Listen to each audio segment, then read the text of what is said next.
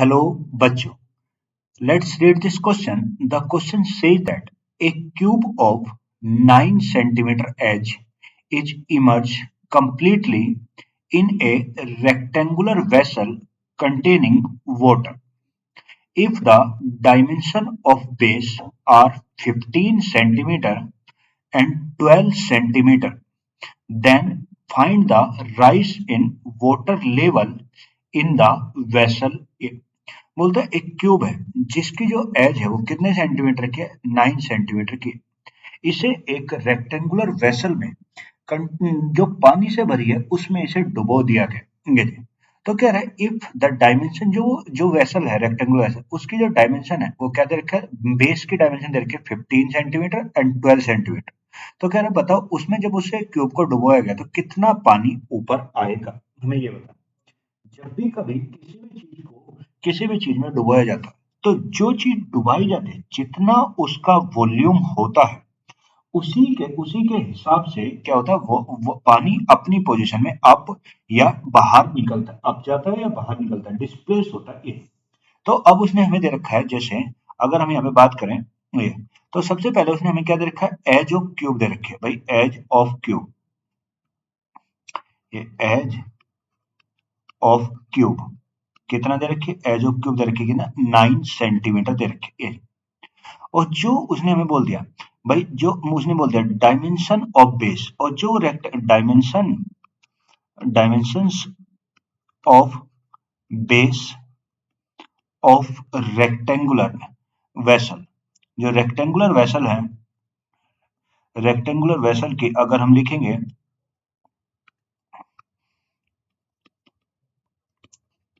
Rectangular vessel की, वो हमें उसने क्या दे रखी है, वो दे रखी है उसने हमें 15 सेंटीमीटर इंटू 12 सेंटीमीटर। ये उसने हमें दे रखी है। मतलब अगर मान लो ये कोई इस टाइप से है,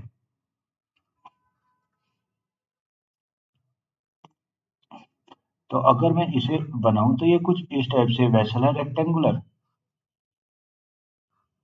ये इस तरीके से यहाँ पे ये रेक्टेंगुलर वेसल है ये। अब इसमें ये यहाँ पे पूरी पैक है, इस तरीके से ये है। अब इसके अंदर उसने एक क्यूब को डुबाया, मान लो ये कोई क्यूब को इसके अंदर डुबाया, ये जी। अब इसमें जब ये क्यूब को डुबाया जाएगा तो इसमें पानी का लेवल तो बढ़ेगा ही बढ़ेगा, और वो किस हिसाब से बढ़ेगा, वो बढ़ेगा जितनी इस क्यूब की वॉल्यूम होगी उसी हिसाब से। जो इसमें पानी भरा हुआ है, ये ये जो इसमें पानी है इस तरीके से भरा हुआ है, इसमें कितना पानी डिस्प्लेस होगा वो किस पे डिपेंड करेगा, उसकी वॉल्यूम पे डिपेंड करेगा, किसकी, जो एक क्यूब डुबाया गया है ये। यानी हम बोल सकते हैं, अगर यहाँ पे हम बोले तो हम ये बोलेंगे वॉल्यूम ऑफ द क्यूब। जो हम बोलेंगे यहाँ पे बोले volume of cube, volume of cube किस विल बी, जो इक्वल होगा, volume of cube will be equal to the volume of displaced, volume of water displaced in in the, ये जो रेक्टेंगुलर है ये वेसल है, या हम बोल सकते हैं क्यूबॉइड बोल सकते हैं।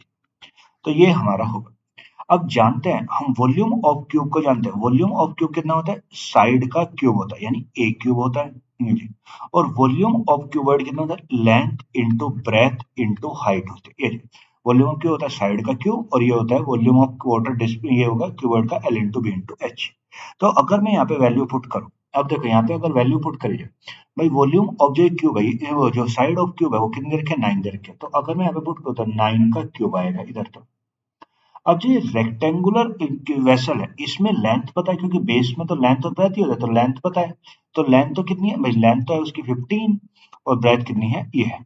और हाइट हमें निकालनी है, तो लेंथ है कितनी, 15 इंटू 12 और इंटू कितना हो गया हाइट, जो हमें निकालनी है।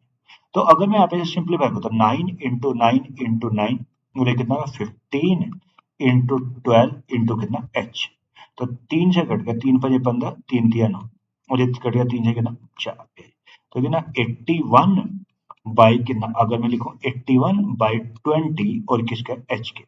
तो अगर यहाँ से एच का मान निकाल तो 20 चौक 80, और ये एक तो 05 कितना सेंटीमीटर। यानी इसका मतलब क्या है, जो मेरा वाटर की हाइट चेंज होगी या जो वाटर की राइज होगा वो कितने सेंटीमीटर तक होगा? 4.05 सेंटीमीटर तक का वाटर का लेवल क्या होगा? राइज होगा जब ये क्यूब इसमें डुबाया जाएगा। So the answer of this question is 4.05 centimetre. Hope you will understand it. Thank you and best of luck.